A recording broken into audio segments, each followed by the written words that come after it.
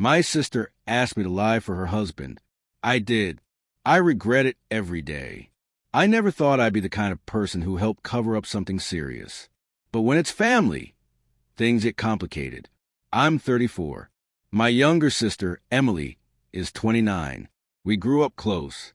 Not tell each other everything close, but close enough that when she called me crying last year at 1:12 a.m., I picked up immediately. Her first words were, "Please don't hang up. I need you." That's how it started. The perfect husband. Emily married Daniel 3 years ago.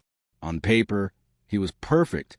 Corporate job, calm personality, polite, the kind of guy who brings wine to dinner and insists on helping with dishes. My parents loved him. I never did. Not because he was rude. He wasn't. Not because he was lazy. He wasn't. It was something else. He watched people too closely. He'd ask subtle questions. How much do you make now? Are you still investing? You ever think about moving your savings? He asked them casually, smiling, like it was harmless curiosity.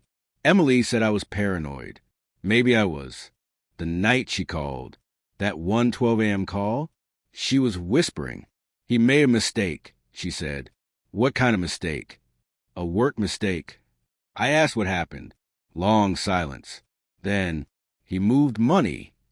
I thought she meant a bad investment. She didn't.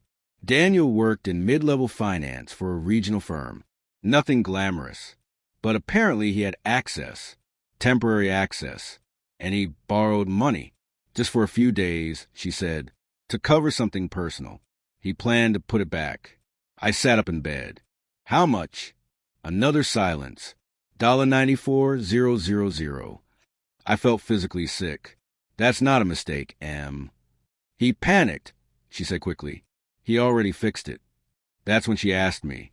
They're going to audit next week. If anyone asks, you loaned us $20,000. Just say you sold some crypto or something. I laughed. She didn't. You're serious?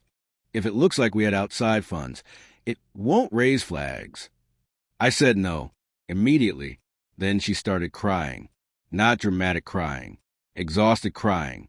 He'll lose everything. We'll lose the house. Please. And then she said something that stuck with me. If you don't help, this destroys my life. I said yes. I don't know why I did.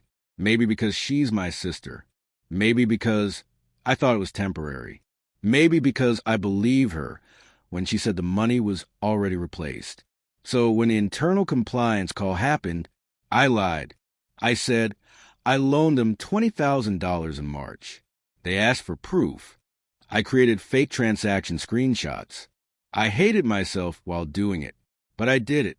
It should have ended there. The audit passed. No criminal charges. No termination. Daniel kept his job. Emily thanked me like I'd saved her life. For about 2 months, everything was normal. Then Daniel quit his job, voluntarily. Said he wanted less stress. That's when my stomach dropped. Because you don't quit after almost getting caught, unless you're planning something else. The second secret. 3 months later, Emily called again. Not crying this time. Flat. He's starting a private investment group. With who? Friends. What friends? She didn't know. I asked the obvious question. Is he handling other people's money? Pause. Yes. That's when I realized something horrifying. If he did it once and got away with it, what would stop him from doing it again? The dinner. I confronted him at dinner. Just us. I said, you almost went to prison. Why are you touching money again? He smiled. You think too small. That's what he said. Then, do you know how many systems are built on trust alone? I told him I wouldn't lie again. His response? You won't have to. That scared me more than anything. I didn't confront my sister right away. I wanted proof. For 3 days, I went through everything.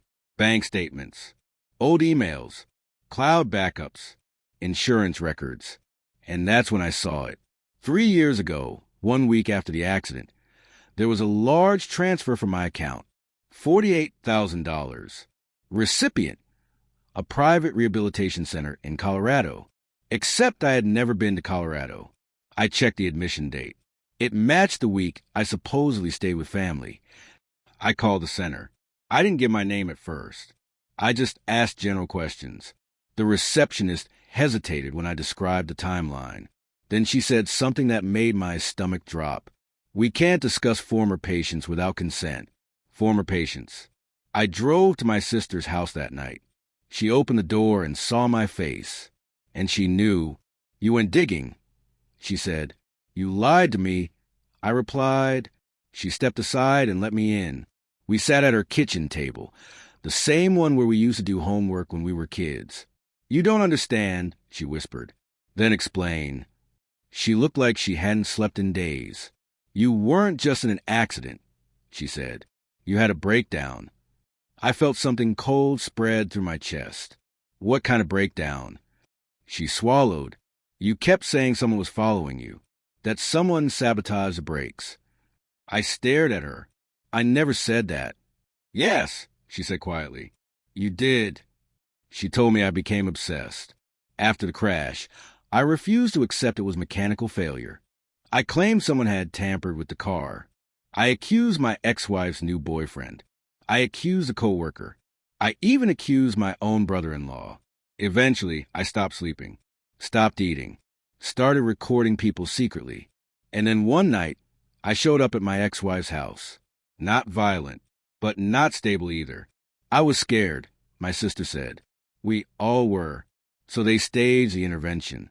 The rehab center wasn't for physical therapy. It was psychiatric stabilization. I stayed there for 6 weeks. According to her, I agreed to treatment. I signed consent forms. I admitted I was spiraling. But here's the part she didn't know. I found the consent forms in the cloud backup. And the signature? It didn't look like mine. Not exactly. Close enough to pass. But wrong in the small details. The way I crossed my T's. The way I looped the R. Someone had practiced it. That's when a new possibility entered my mind. What if I wasn't paranoid back then? What if I was right? I went back to the police report from the crash. There were photos I hadn't looked at in years. One image caught my attention. The brake line. It was torn, but not cleanly snapped.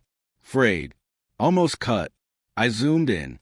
There was a small metallic reflection near the tear. A tool mark? Or just debris? I called an old friend from college. He works in accident reconstruction now. I sent him the image casually. Asked for an opinion.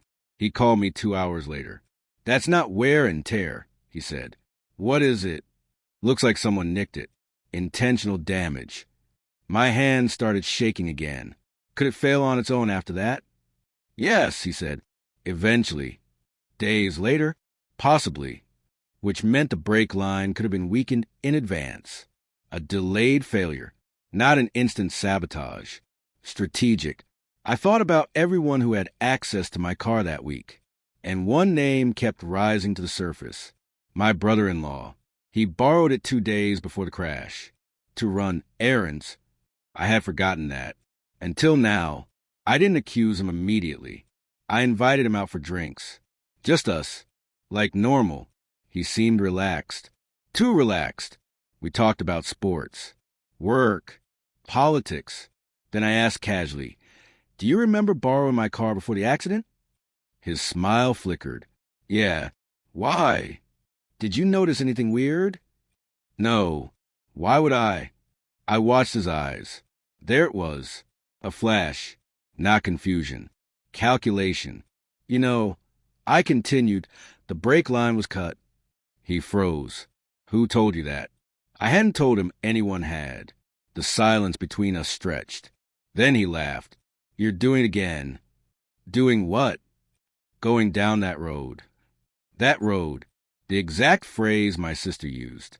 Like they had rehearsed it. I leaned closer. If I was unstable back then. I said quietly, "Why did you all need forged signatures?" His face drained of color. "I don't know what you're talking about." But his hands were trembling now. Not mine. His. The truth didn't explode. It leaked, piece by piece. My sister eventually admitted they never verified the signature. The rehab center handled paperwork remotely. My brother-in-law worked in legal compliance. He knew exactly how to navigate documentation. I confronted him again, this time with copies. He denied everything, until I mentioned the life insurance policy. 2 months before the crash, I had increased coverage.